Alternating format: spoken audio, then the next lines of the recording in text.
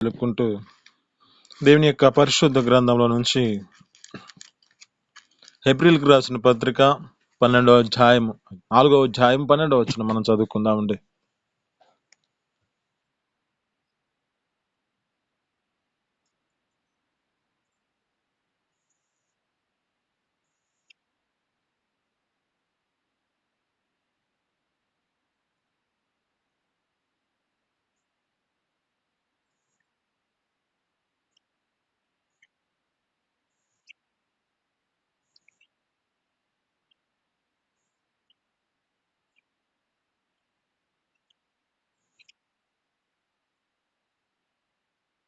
చాలండి. ఇక్కడ ఉన్న మాటలు చాలా జాగ్రత్తగా గమనిస్తే, ఎందుకనగా దేవుని యొక్క వాక్యము సజీవమైన వాక్యం.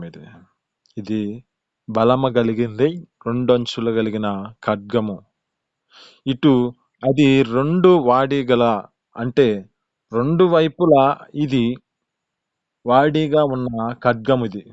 అయితే ఈ ఖడ్గం మన జీవితాల్లో ఏం చేయబడాలంటే, మనం దాని మనకు అప్పగించుకోవాలి. దాని యొక్క స్థితిని బట్టి ఇది యొక్క హృదయ ఆలోచనలన్నిటినీ శోధిస్తుంది, హృదయంలో ఉన్న తలంపులన్నిటినీ.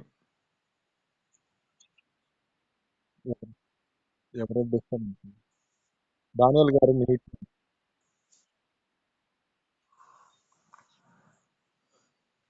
ఇక్కడున్న మాటలు బట్టి జ్ఞాపకం చేసుకుంటే, ఈ లేఖనాలు చెబుతున్న మాటలు బట్టి ఏమిటంటే, ఈ ప్రాణ ఆత్మ మూలుగులను విభజించినంత మటుకు ఇది దూరుచూ ఉంది. ఇది యొక్క హృదయ యొక్క తలంపుల ఆలోచనలన్నిటినీ శోధించుతున్నది. అంటే ఇది రెండంచులు కలిగిన ఖడ్గం. ఏమిటి ఖడ్గం అంటే, మన యొద్దున్న ఈ యొక్క దేవుని యొక్క పరిశుద్ధమైన బైబుల్.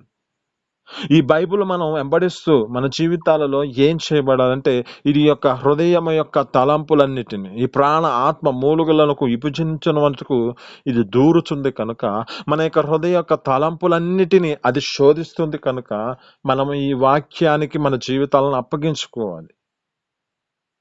కానీ మనుషుల యొక్క జీవితాలు ఏం చేస్తూ ఉంటారంటే, వాక్యములో వారి జీవితాలు ఏం చేయబడుతూ ఉంటాయంటే, నీవు ఆశీర్వదించబడతావు అంటే సరిపోతుంది. కానీ నీ జీవితంలో విధమైన స్థితిలో నడిపించబడుతున్నావు, నీ జీవితాన్ని జాగ్రత్తగా చేసుకో అని దేవుని యొక్క సేవకులు బోధించారంటే, ఆ సేవకులు వారికి విరోధులుగా మార్చబడుతున్న పరిస్థితులు ఉంటున్నాయి.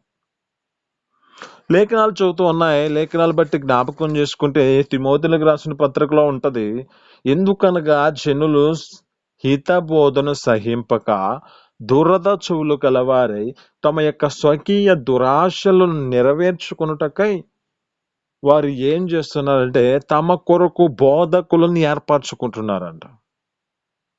ఇక్కడ ఉన్న మాటలు మనం చాలా జాగ్రత్తగా గమనిస్తే, ఇది రెండంచులు కలిగిన ఖడ్గం. ఇది ఎటువంటి ఖడ్గం అంటే, రెండు వైపులా ఇది మనుషుల జీవితాలలో ఎలా కొయ్యాలో, ఎలా ఇది నరకాలో అలాంటి ఖడ్గం ఇది. ఎందుకు ఈ ఖడ్గం ఇలాంటి స్థితిలో ఉన్నది అంటే కారణం ఏమిటంటే, ఇది మనిషి జీవితంలో ఒక ఘనత తీసుకురావడానికి కారణమవుతుంది. ఇది మనిషి యొక్క జీవితంలో ఒక పవిత్రతలోనికి తీసుకురావడానికి ఇది కారణమవుతుంది. మనిషి యొక్క జీవితంలో ఒక నీతితోనూ యథార్థతతోనూ నడిపించబడడానికి ఈ యొక్క దేవుని యొక్క వాక్యమైన బలమైన ఖడ్గం ఇది. అయితే ఈ ఖడ్గమును మనం వెంబడిస్తూ నడిపించబడాలి.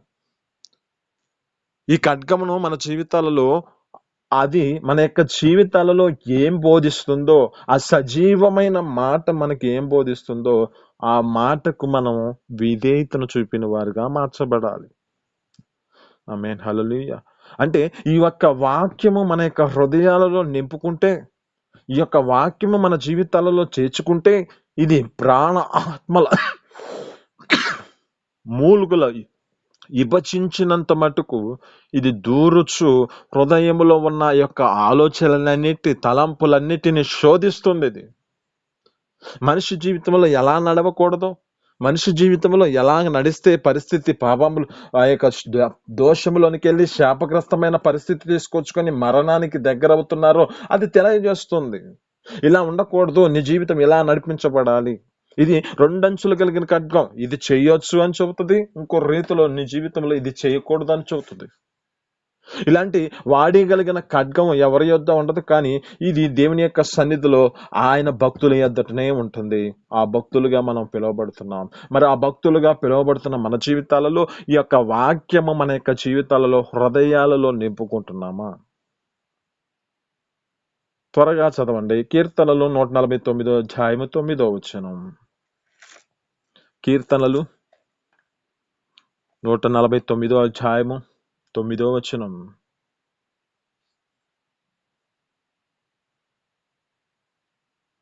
వినపడుతుందండి?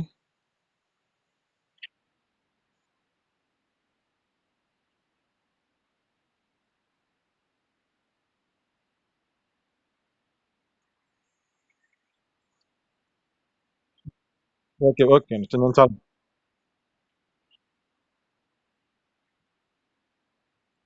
ఓకే.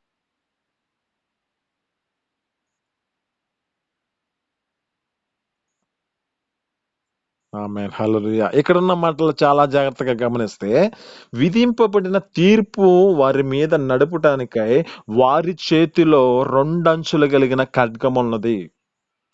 ఇది ఆయన భక్తులందరికీ ఇది ఘనతను తీసుకొచ్చేదిగా మార్చబడింది. కనుక ఈ యొక్క యెహోవా నామమును స్తుతించండి అంటుంది. అంటే ఇది ఇక జ్ఞాపకం చేసుకుంటే పైన వచనాల్లో అంటున్న మాటలు 6వ వచనం చదువుకుంటే వారి నోట దేవుని యొక్క చేయబడిన ఉత్సాహ స్తోత్రములున్నవి. అన్యజనులకు ప్రతిదండన చేయటానికై, ప్రజలను శిక్షించడానికై, గొలుసులతో వారిని రాజులను, ఇనప సంకెళ్లతో వారిని గనులను బంధించడానికై, విధింపబడిన తీర్పు వారి మీద నడపడానికి ఈ యొక్క రెండంచులు కలిగిన ఖడ్గమున్నది దేవుని యొక్క సేవకుల యొద్ద. ఈ సేవకుడే బోధించాలని కారణం కాదు. కానీ దేవుని యొక్క సన్నిధిలో నడిపించబడుతున్న మన జీవితాలలో కూడా భక్తికి, ఘనతకు కారణమైనది ఈ రెండంచులు కలిగిన ఖడ్గం, పరిశుద్ధమైన దేవుని యొక్క వాక్యము. ఆమేన్. హల్లెలూయా. అంటే ఈ దేవుని యొక్క వాక్యమును మన జీవితాలలో వెంబడిస్తూ, ఈ యొక్క దేవుని యొక్క వాక్యను మనం వెంబడిస్తున్న మన జీవితాలలో ఇది మన జీవితాల్లో ఏం చేస్తుందంటే ఆయన కలిగిన భక్తులందరికీ ఘనతను తీసుకొచ్చేది ఇదే. అయితే ఈ భక్తులందరికీ ఘనతను తీసుకొచ్చే గ్రంథాన్ని మనం పట్టుకున్న మన జీవితాలలో దేవుని యొక్క వాక్యమును మనం సరైన మాటలలో సరైన జీవితాన్ని మనం నడిపించుకుంటున్నామా? లేక దేవుని యొక్క సేవకులను ద్వేషించే పరిస్థితులు ఉంటున్నాయా? లోకానుసారమైన లోకాను సంబంధులు తమ జీవితాలలో నడిపించబడుతున్న పరిస్థితి అలాంటిదే. వారికి వారి జీవితాలలో ఆ జ్ఞానం పొందుకోలేని పరిస్థితుల్లో వారు యొక్క దైవ సేవకులను ద్వేషిస్తున్న పరిస్థితులు కనబడుతూ ఉంటాయి.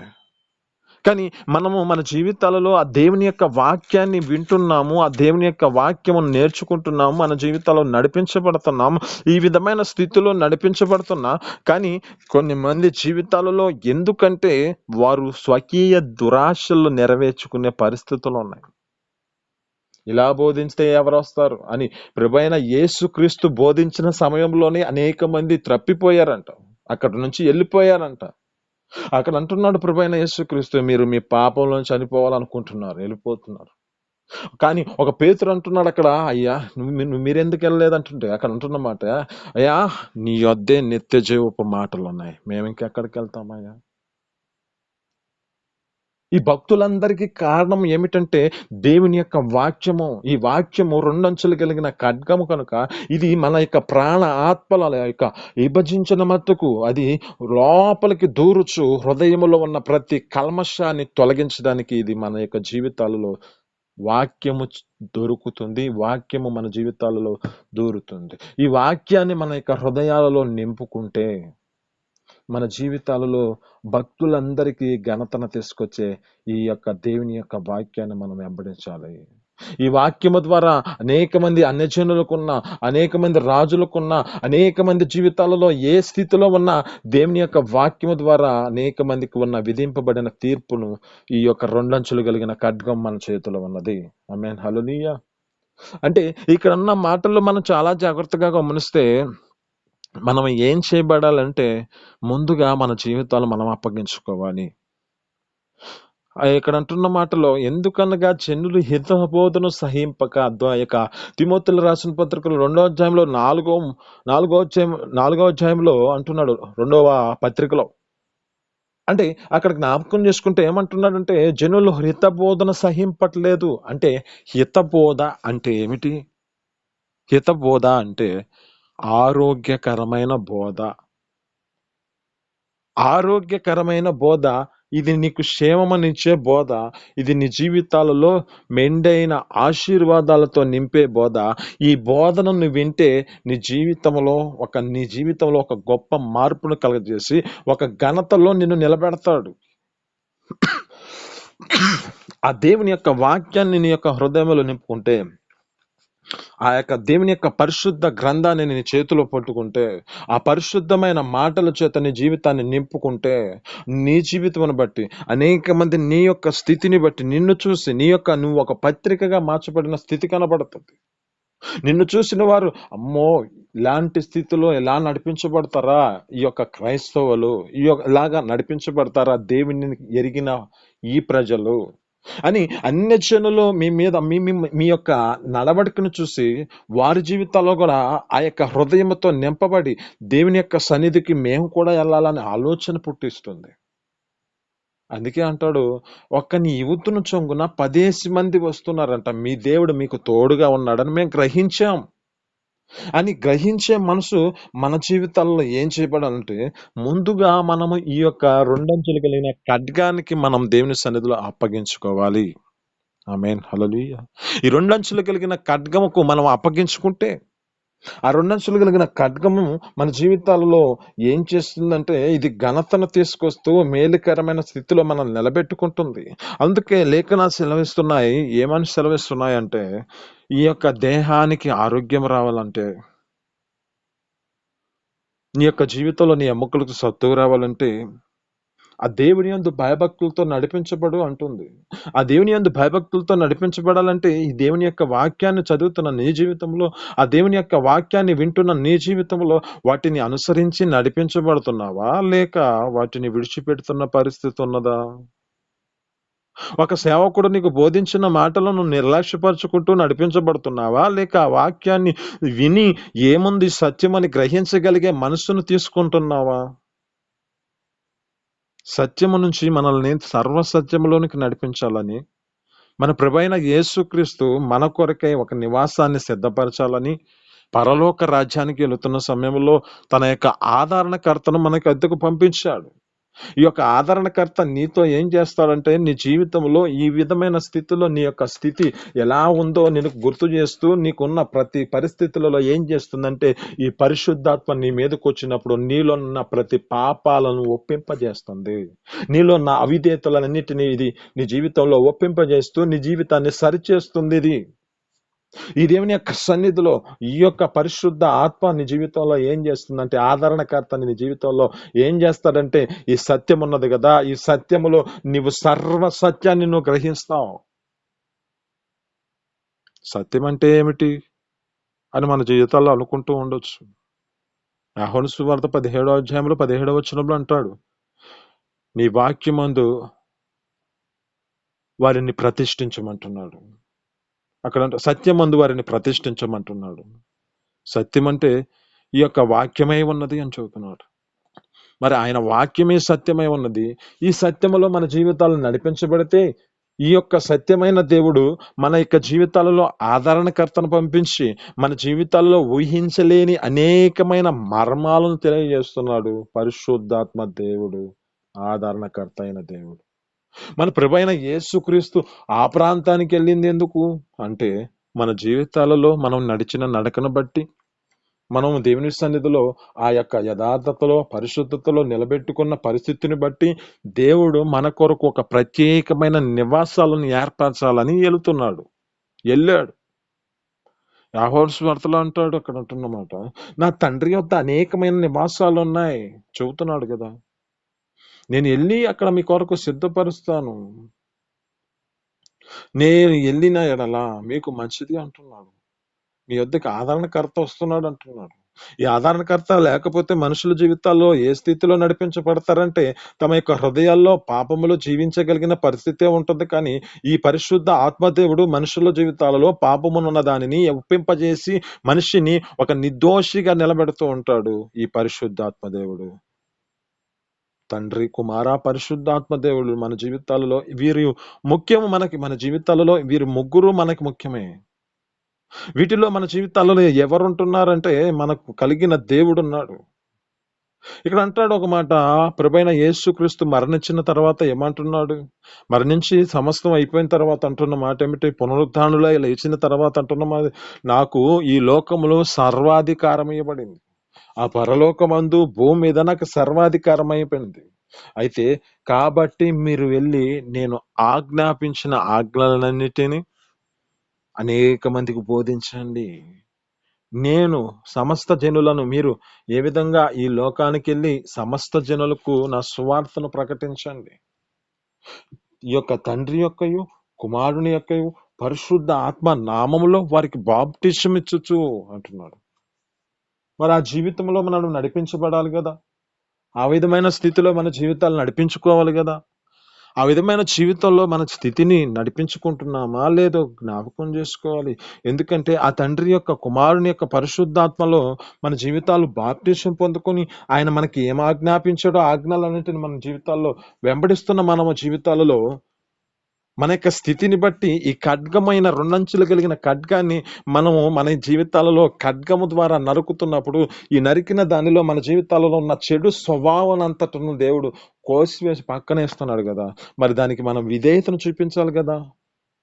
ఒక ఇస్సాకు తన జీవితంలో ఏ విధంగా దేవుని సన్నిధిలో తన తండ్రికి ఏ విధంగా విధేయుడై చేయబడి తన జీవితంలో తెలుసు తనకి నేనే బలిగా మార్చబడాలి, నేనే విధమైన స్థితిలో నడిపించబడాలని తన జీవితంలో జ్ఞాపకం చేసుకుంటే అక్కడ బలిగా మార్చబడిన తన జీవితంలో ఒక గొప్ప మార్పు చేశాడు కదా.